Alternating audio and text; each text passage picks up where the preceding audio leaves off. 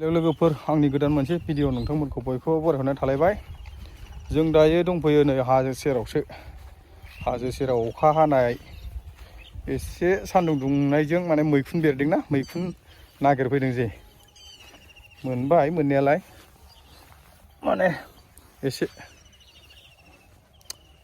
नुबावा नामा नै मैखुना माबायदि नुबाय एसे जागासे मोनबाय मोननायालाय, एसे नागिरबावनोसै मोनोब्ला लांसै, मोनाब्लाथ' गैया।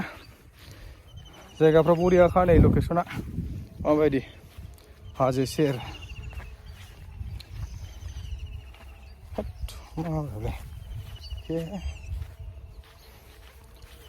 अब्ला मा होनो लोगोफोर, नायलांबाय था मैखुन खाफैनायखौ। आरो मा होनो लोगोफोर, भिडिअखौ मोजां मोनदोंब्ला लाइक शेयार साबस्क्राइब खालामना हो।